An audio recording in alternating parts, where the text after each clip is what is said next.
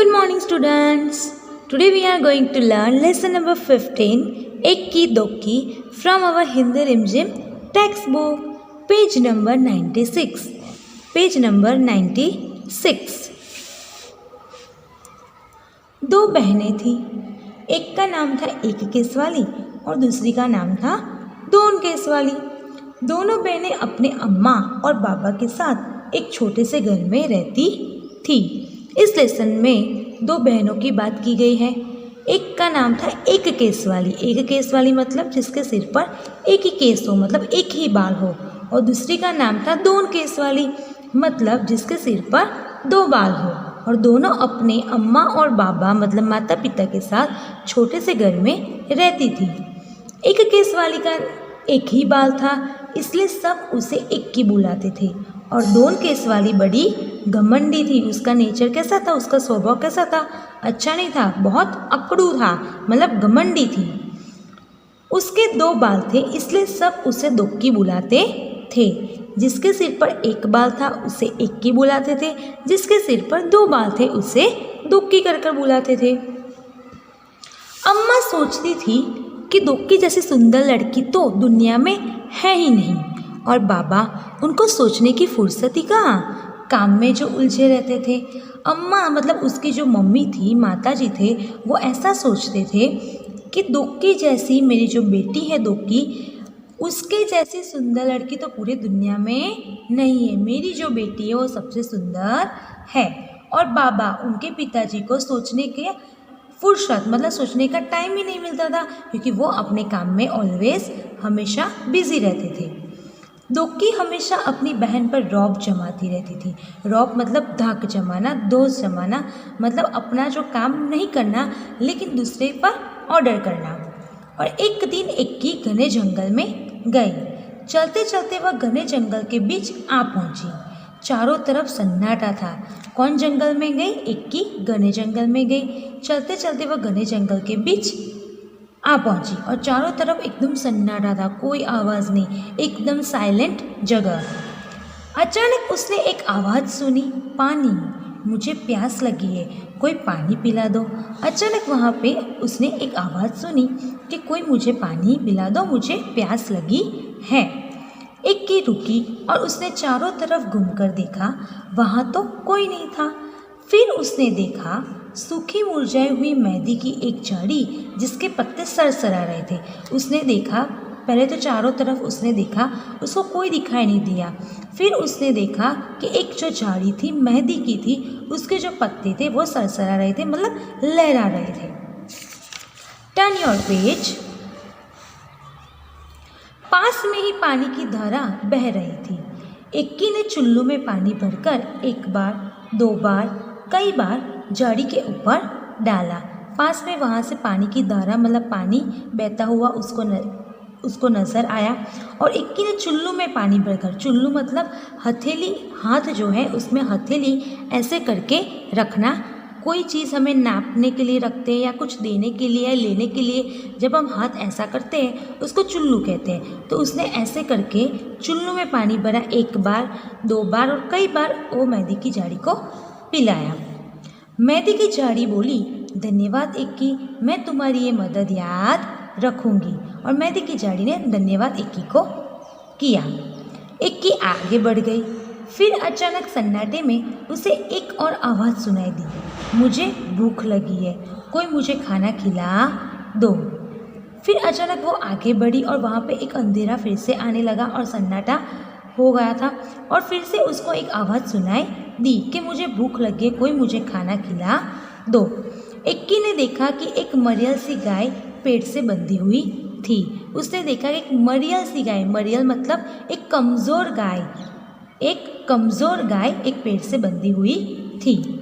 एक्की ने घास फूस इकट्ठी की और गाय को खिला दी। उसके बाद उसने गाय के गले में बंधी रस्सी को खोल दिया।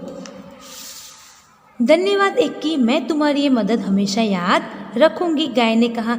जैसे पहले मेहंदी की झाड़ी ने बोला था, वैसे ही गाय ने बोला कि मैं ये तुम्हारी मदद हमेशा याद रखूंगी और उसको धन्यवाद किया। एक्की अब चलते चलते थक गई थी। उसे गर्मी भी लग रही थी। उसे समझ नहीं आ रहा था कि अब वह क्या करे, कहाँ जाए। तभी उसे दूर एक क्या दिखाई दिया, एक झोपड़ी दिखाई दी। इक्की दौड़कर झोपड़ी तक गई और आवाज़ लगाई, कोई है? वहाँ तक पहुँची और उसने आवाज़ लगाई, कोई है? यहाँ पे कोई रहता है? एक बूढ़ी अम्मा ने दरवाज़ा खोला। बूढ़ी अम्मा ने कहा, आहा, आ गई मेरी बच्ची, मैं तुम्हारी ही राह देख रही थी, आओ अंदर आ जाओ। बूढ़ी अम्मा ने बोला कि आ जाओ मेरी बच्ची, मैं आपकी ही वेट कर रही हूँ, आप अंदर आ जाओ। इक्की हैरान हो गई। क्यों हैरान हो गए? क्योंकि वो बूढ़ी अम्मा को जानती नहीं थी। लेकिन वहाँ पे उस टाइम पे वो कुछ नहीं बोली और चुपचाप झोपड़ी में आ गई। झोपड़ी में आकर उसे बहुत अच्छा लगा। झोपड़ी में आकर उसे वो बूढ़ी अम्मा से मिलकर उसे बहुत अच्छा लगा। Turn your page. बूढ़ी अम्मा ने कहा, आओ बेटी, तुम्हारे लिए नहाने का पानी तैयार है। बूढ़ी अम्मा ने बोला कि आ जाओ बेटी, तुम्हारे लिए एक नहाने का पानी मैंने तैयार रखा है। पहले अच्छी तरह से तेल लगाओ और उसके बाद नहा लो, फिर हम खाना खाएंगे। इक्की ने शर्माते हुए कहा, नहीं नहीं, मैं ये सब आप जो बोल रहे वो मैं काम करूँगी नहीं। क्यों? क्योंकि वो इक्की तो बूढ़ी अम्मा को पहचानती ही नहीं थी। अम्मा ने पुचकार कर कहा। पुचकार मतलब फिर से याचना करना। पुचकार मतलब याचना करना, मतलब दोबारा उसको पूछना, आग्रह करना। तो फिर से अम्मा ने पूछा और बोला, अरे नहीं क्या, जैसा मैं कहती हूँ वैसा आप करो। इक्की ने बूढ़ी अम्मा की बात मान ली। फिर पता है क्या हुआ? इक्की ने जैसे ही अपने सिर से तौलिया हटाया तो उसने पाया कि उसके सिर पर एक नहीं परंतु बहुत सारे बाल थे।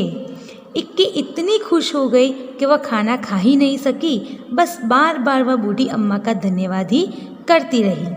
बूढ़ी अम्मा ने मुस्कुराते हुए कहा, अब तुम घर जाओ और बेटी और हमेशा खुश रहो। क्या किया? जैसे वो जंगल में आए उसने किसकी मदद की? तो मेहंदी की झाड़ी को और गाय को। वैसे ही उसने दूसरों की मदद की। वहाँ ही बूढ़ी अम्मा ने इक्की की मदद की। और जब उसने नहाने के बाद तौलिया हटाया अपने सिर से तो उसके सिर पर एक बाल नहीं थे, बहुत सारे बाल आ गए थे। और वो बार बार बूढ़ी अम्मा को धन्यवाद करने लगी। और बूढ़ी अम्मा ने उसको बहुत सारा ब्लेसिंग दिया कि जाओ आप हमेशा खुश रहो और अच्छे से रहो। इक्की के तो जैसे पंख ही निकल आए। वह सरपट घर की तरफ दौड़ चली।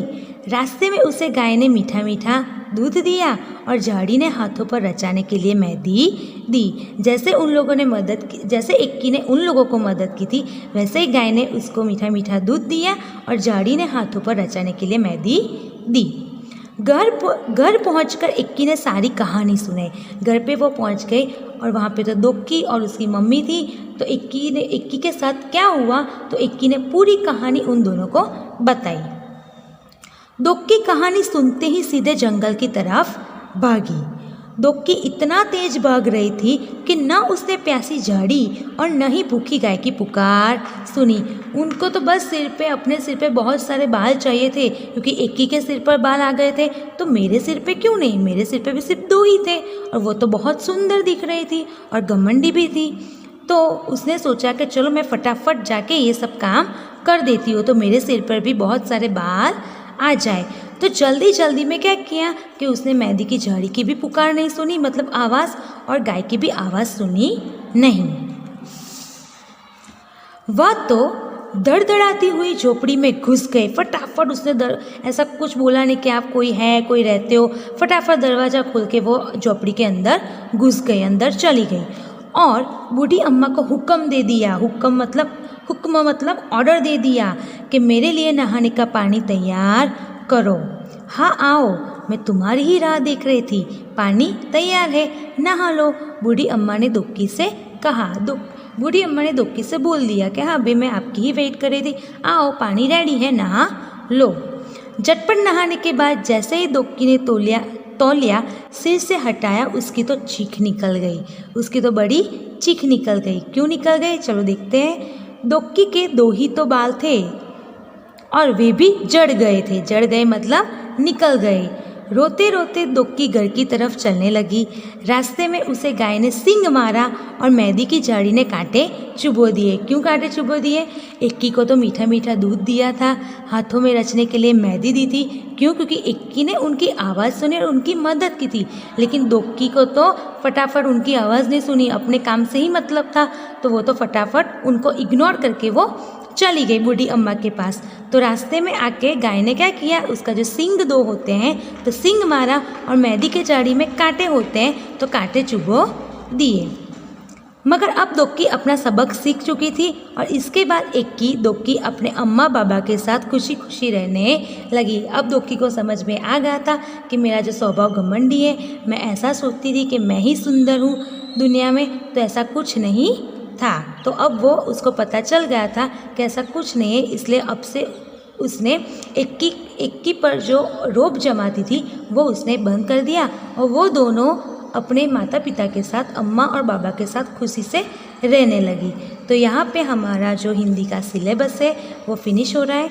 हमारे जो कठिन शब्द बाकी है लेसन नंबर 13, 14 एंड 15, उसकी मैं जल्दी आपको PDF सेंड कर लूँगी, तो वो आप हिंदी की नोटबुक में लिख देना। Okay, bye everyone.